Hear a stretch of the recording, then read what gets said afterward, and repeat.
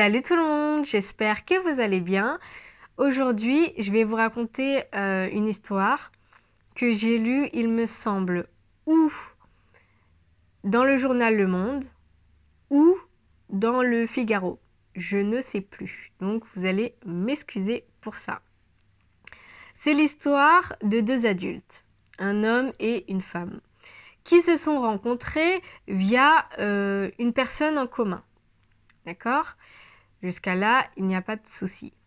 Ils se sont rencontrés et ils ont décidé, ce sont deux personnes consentantes, ils ont décidé d'avoir un rapport. Il faut savoir qu'il n'y avait pas de relation. Personne ne pensait sur le long terme. C'était là, tout de suite, on consomme maintenant. Ce qui s'est passé, c'est que ce jour-là, cette femme lui a dit cette phrase. Je prends la pilule. Et cet homme en a déduit que comme elle porte la pilule, il n'avait pas besoin de mettre de préservatif.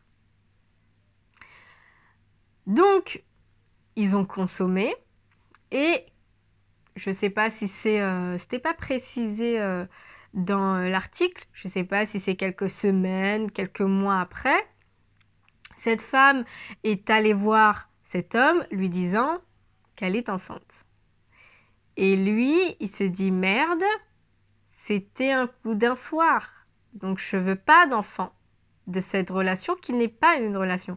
En fait, je veux pas d'enfant de ce qui s'est passé. Si je veux un enfant, il faut que je puisse l'assumer. Et là, c'était quelqu'un avec qui j'ai couché qui n'avait pas d'importance. C'était juste pour me faire plaisir.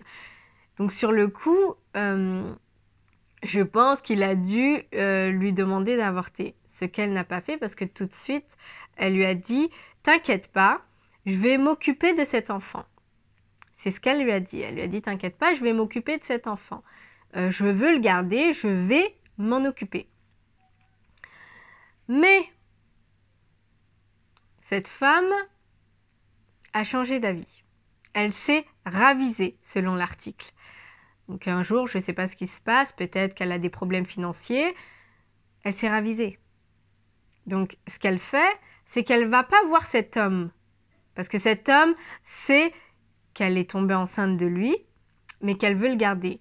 Par contre, ce qu'elle lui dit, c'est « T'inquiète pas, je n'ai besoin de rien, je vais m'en occuper seule. » Et comme je ne sais pas si c'est un an après ou quelques mois après, je pense que c'est un an après, elle s'est ravisée, donc elle a changé d'avis, elle veut le mettre à contribution.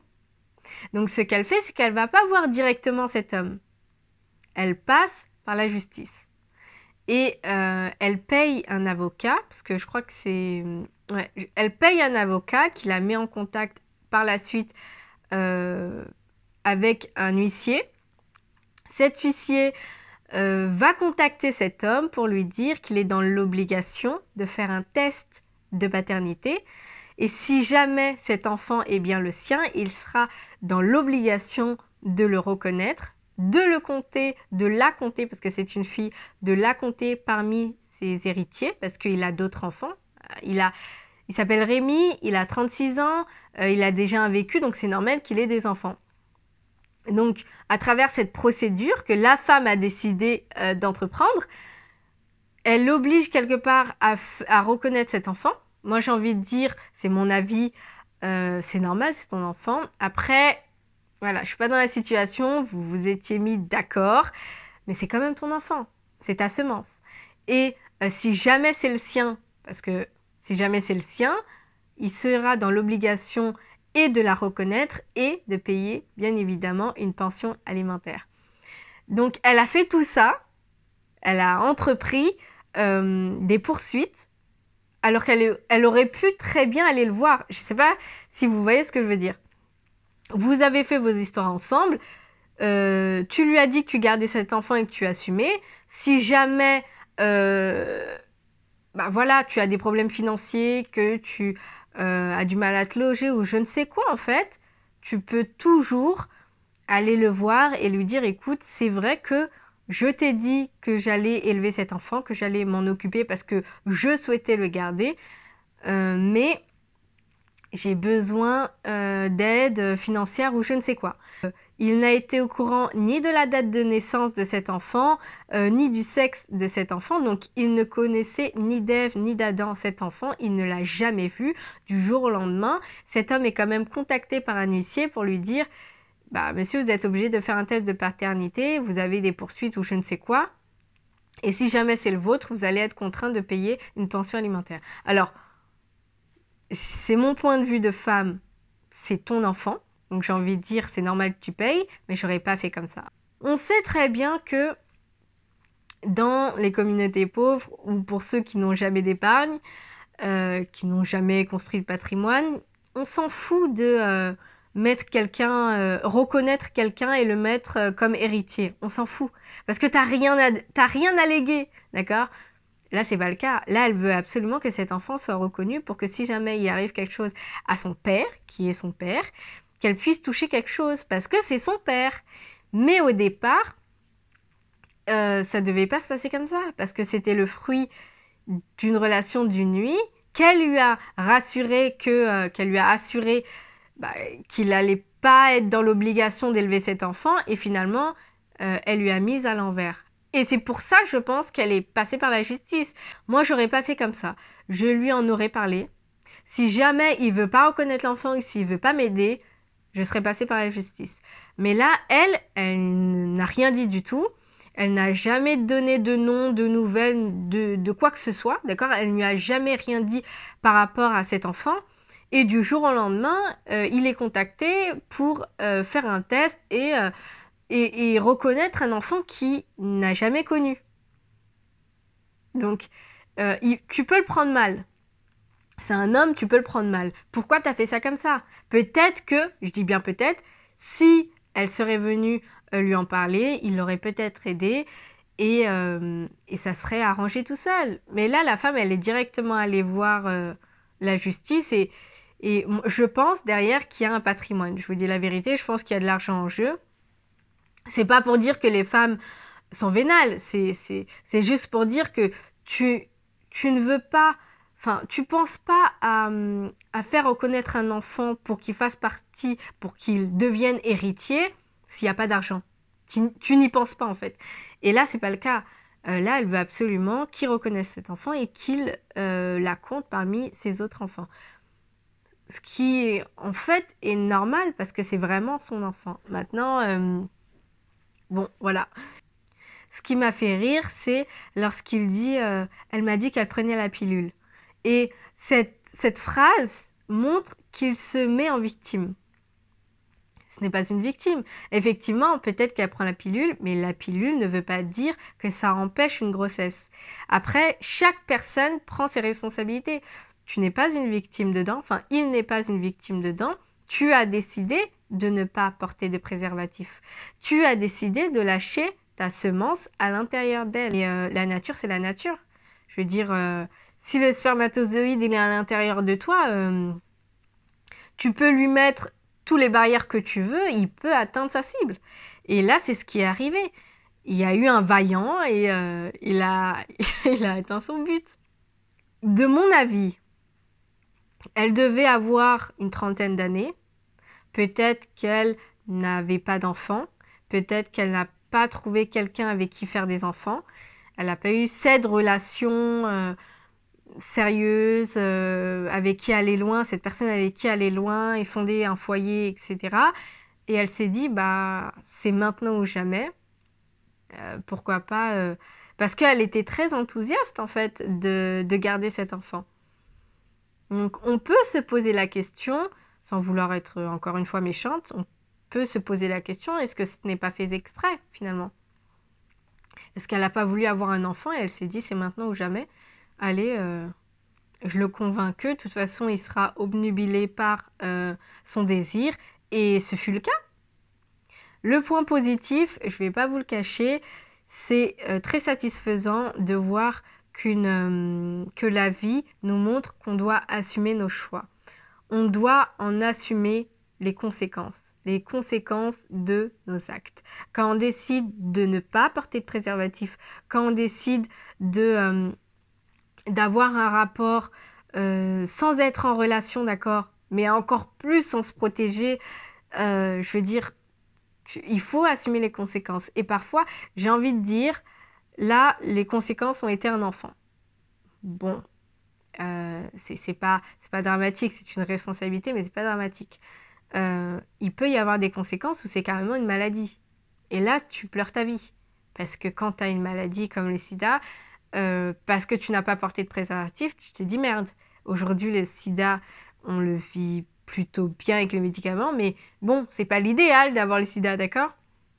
Donc, la vie nous rappelle, le point positif pour moi, c'est que la vie nous rappelle toujours que on doit assumer ses actes, les conséquences de ses actes.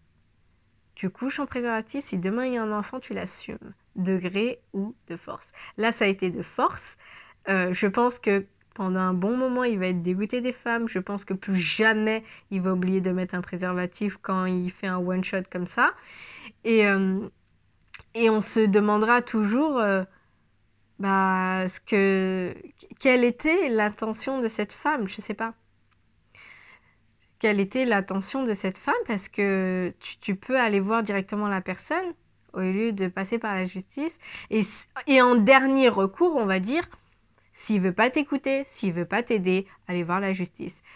Mais bon, vous êtes adulte, vous avez fait vos trucs ensemble. Je pense que discuter serait la moindre des choses, surtout qu'il ne connaît pas cet enfant, surtout que tu lui as assuré et affirmé que tu allais t'en occuper, que tu voulais absolument le garder. J'ai trouvé que c'était un petit peu tordu.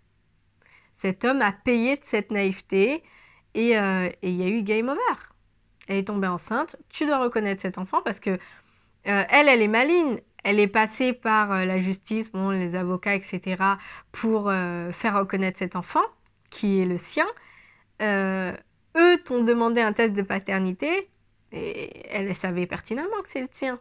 Elle n'a pas besoin, elle n'a pas cherché long feu, elle n'a pas cherché longtemps, c'est ça que je veux dire, c'est que elle sait que ce qu'ils allaient te demander allait confirmer que c'est bien ton enfant. Donc je savais même pas, pour vous dire la vérité, que lorsqu'on engageait une procédure, certains hommes étaient obligés de reconnaître l'enfant. Je savais pas. Je pensais que c'était sur base de volontariat. On reconnaît l'enfant ou on ne veut pas reconnaître l'enfant.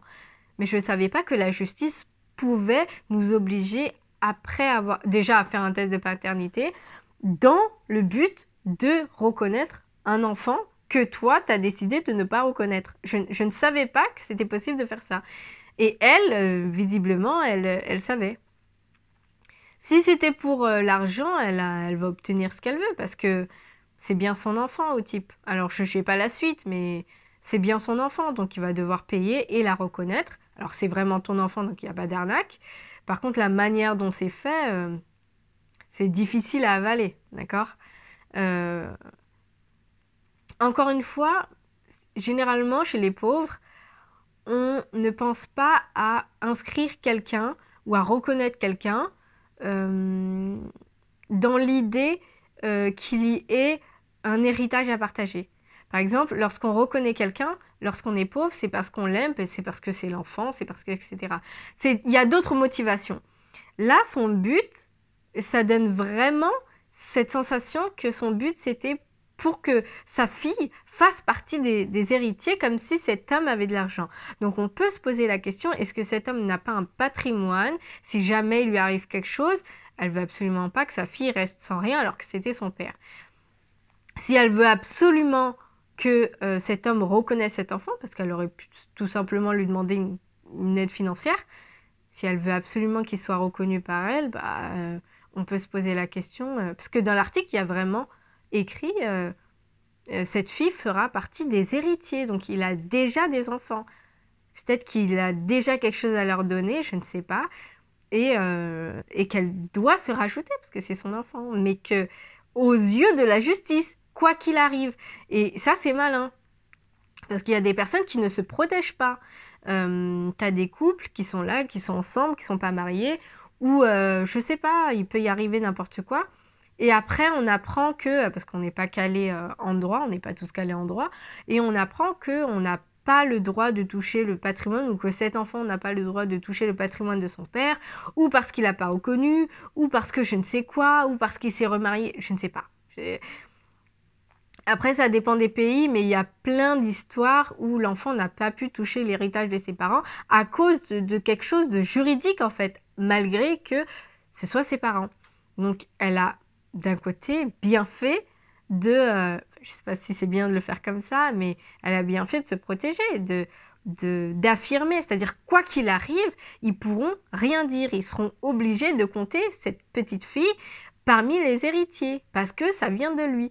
Et ça, c'est protégé juridiquement. Rien ne pourra y effacer. Quand c'est juridique, c'est écrit dans le marbre, d'accord?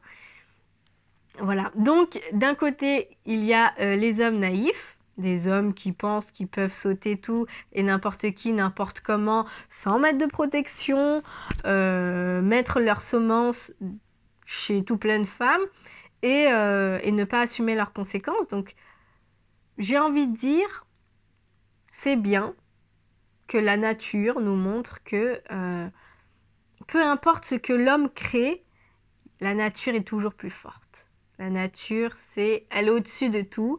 Et si tu n'as pas envie de reconnaître cet enfant, sache que c'est cet enfant, c'est ton enfant, et qu'il y aura des retombées. C'est ce que je veux dire, il y aura des retombées. D'autant plus que maintenant, il y a de plus en plus de personnes qui ont des enfants dits accidentels, qui ne sont pas des accidents.